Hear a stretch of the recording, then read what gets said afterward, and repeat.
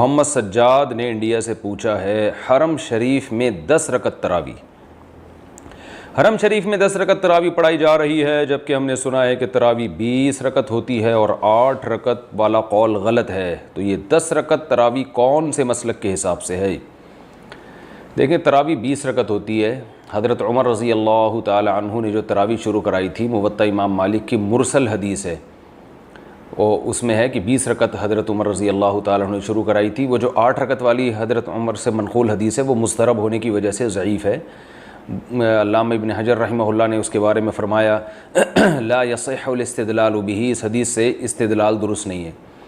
और वो जो 8 रकत मुवत्ता इमाम मालिक की हदीस है, 2 और वजह से भी वो काबिल एतमाद नहीं है। उसकी वजह पहली तो ये कि ख़ुद जो मुवत्ता इमाम मालिक की जो ख़ुद मुअल्लिफ़ हैं इमाम मालिक, वो उस हदीस को नहीं मानते, इसी वजह से उनका भी 8 रकत का कौल नहीं है। और दूसरी बात ये कि उस ज़माने में हमें कहीं भी नहीं मिलता कि सहाबा या ताबीईन ने 8 रकत तरावी पढ़ी हो। तो इससे भी पता चलता है कि हज़रत उमर ने अगर 8 रकत शुरू कराई होती तो उस दुनिया में कहीं तो हो रही होती ना, तो कहीं भी नहीं मिलती, बल्कि इसके ख़िलाफ़ मिलती हैं। और कसरत से जो रिवायतें हमें मिलती हैं वो 20 रकत मिलती हैं। इसके बारे में मेरा एक ऑडियो बयान है, उसमें मैंने पूरी रिवायतें धड़ाधड़ पढ़ के सुनाई है लोगों को कि कितनी ज़्यादा हदीसें मनक़ूल हैं सहाबा कराम से 20 रकत पर। तो वो दौर से लेके आज तक, सदियों तक हरम में 20 रकत तरावी ही होती रही हैं।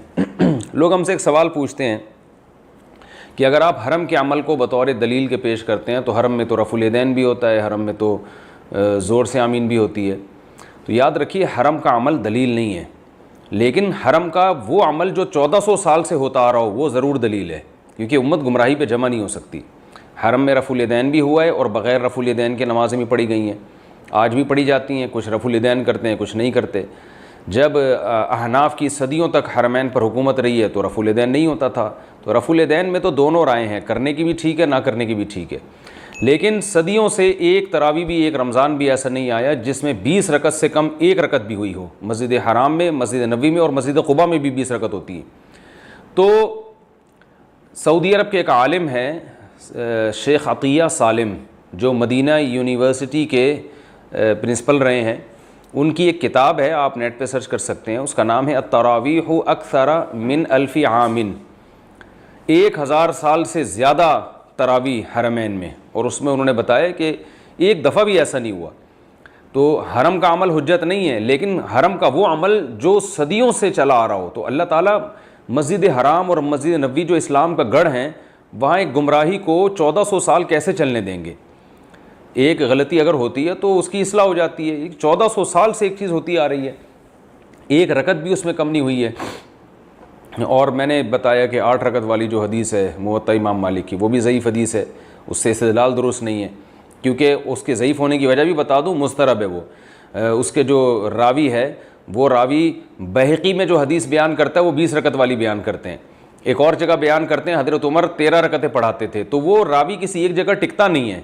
एक जगह कहता है मुवत्ता इमाम मालिक में कि हज़रत उमर ने 8 पढ़ाई, बहक़ी में वो हदीस बयान करते हैं, उसमें कहा है कि जी 20 पढ़ाई हैं, और एक जगह बयान करते हैं कि 13 पढ़ाई हैं। तो इसी वजह से मुहद्दिसीन ने इसको मुस्तरब करार दिया कि रावी किसी एक बयान पे टिकता नहीं है। तो इसी वजह से चारों इमाम अबू हनीफ़ा, मालिक, शाफ़ी, अहमद बिन हम्बल, ये तो बहुत बड़े मुहक्किक थे, इन चारों ने ये इसी पे फतवा दिया। इमाम अहमद बिन हम्बल का भी जो मुख्तार कौल है, जो उनकी फ़िक़्ह की किताबों में लिखा हुआ है कि 20 रकतें हैं, और इमाम मालिक के नज़दीक तो 20 से भी ज़्यादा हैं, लेकिन मालिकिया का अमल 20 ही पर है। और इमाम शाफ़ी और इमाम अबू हनीफ़ा वो तो सबको पता ही है कि 20 रकत के क़ाइल हैं। आज भी इंडोनेशिया, मलेशिया में आप चले जाएँ और आप अगर 150-200 साल पहले इस्लामी तारीख़ में जाते हैं तो पूरी दुनिया में 20 रकत से कम कहीं भी नहीं होती थी। और रसूलुल्लाह सल्लल्लाहु अलैहि वसल्लम ने फरमाया, ला यजतमिउ उम्मती अला ज़लाला, मेरी उम्मत गुमराही पे कभी जमा नहीं हो सकती। तो अल्लामा शामी रहमहुल्लाह ने कहा है कि मशरिक़, मगरिब, शुमाल, जुनूब हर जगह 20 रकत ही हो रही हैं। तो कहीं भी हमें ये गवाही मिलती है कि 20 रकत ही होती थी। उसके बाद फिर लोगों में तब्दीली आई और लोगों ने कहा कि ये दलील है, फ़लानी दलील है, ये दलील है, और दलाइल भी कमज़ोर हैं। तो इसलिए जो सुन्नत अमल है वो 20 रकतें हैं। जो जिन लोगों ने कहा इसमें इख्तियार है, जितनी चाहे पढ़ो, ये इसलिए दुरुस्त नहीं है कि शरीयत में आप जो है ना, जितना मनक़ूल होता है उसमें कमी बेशी नहीं कर सकते। तो इसलिए कोई 20 रकत से कम थकावट की वजह से पढ़ता है, पढ़ी नहीं जा रही, या किसी उज़र की वजह से पढ़ते हैं, तो ठीक है। लेकिन बिला उज़र या उस रकतों की तादाद को ख़ुद से मुतय्यन कर देना कि जी जितनी चाहे पढ़ो, ऐसा नहीं है। यानी उसमें जो शरीयत की तायीन है ना, उसी को आपको फॉलो करना पड़ेगा, क्योंकि नवाफिल में इतनी बड़ी जमात जायज़ नहीं है। मैंने एक क्लिप रिकॉर्ड करवाया था कि नवाफिल की जमात इतने बड़े पैमाने पर जायज़ नहीं है, तो बाज़ लोगों ने नीचे तमस्खुर किया हुआ था, मजाक उड़ाया हुआ था, इस्माइलियाँ भेजी हुई थी कि ये देखो बग़ैर दलील के मुफ्ती साहब बात कर रहे हैं। तो मेरी इन लोगों से गुजारिश है कि अगर नवाफिल में इतना बड़ा इज्तिमा जायज़ है तो ईद की रात क्यों नहीं कर लेते भाई? फिर ये क्या बात है कि चाँद नज़र आया और आपने नवाफिल की जमात छोड़ दी, जो ईशा के बाद आप इतनी बड़ी जमात करते हैं। तो वजह उसकी ये है कि क्योंकि ये सिर्फ रमज़ान में साबित है, तो आपको रमज़ान में ही इजाज़त है, रमज़ान के अलावा आप इतना बड़ा नवाफिल का इज्तिमा नहीं कर सकते। तो जितना साबित है उतना ही इज्तिमा करना पड़ेगा, उसमें भी कमी बेशी नहीं कर सकते।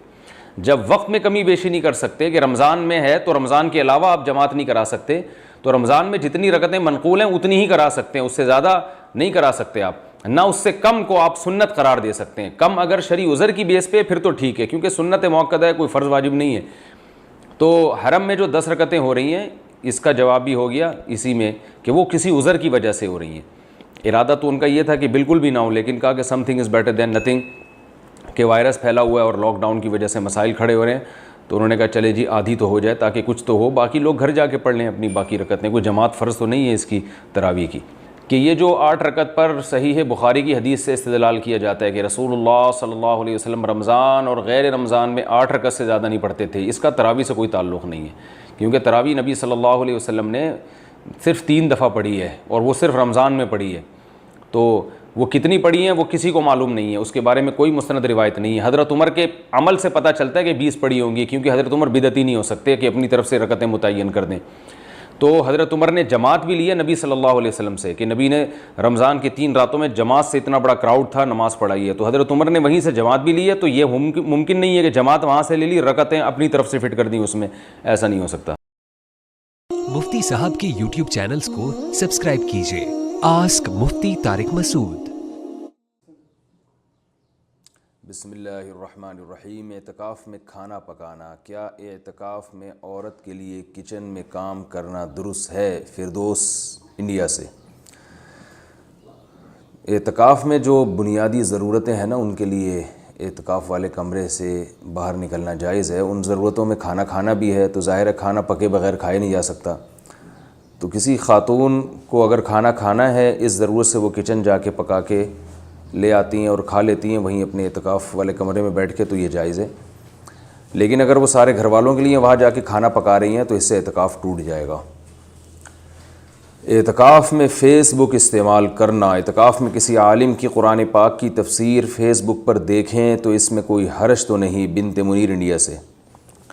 एतकाफ़ हो या एतकाफ़ से बाहर हो, फ़ेसबुक का इस्तेमाल अच्छा भी हो सकता है, बुरा भी। तो अच्छा इस्तेमाल एतकाफ़ में भी जायज़ है और एतकाफ़ से बाहर भी जायज़ है। जो बुरा इस्तेमाल है वो जैसे बाहर जायज़ नहीं है, तो एतकाफ़ में तो और भी ज़्यादा जायज़ नहीं है। तो इसलिए उसमें अगर कोई अच्छी चीज़ देखी जा रही है, बयान वगैरह सुना जा रहा है, कोई दीनी प्रोग्राम देखा जा रहा है, तो ठीक है, वरना ठीक नहीं है।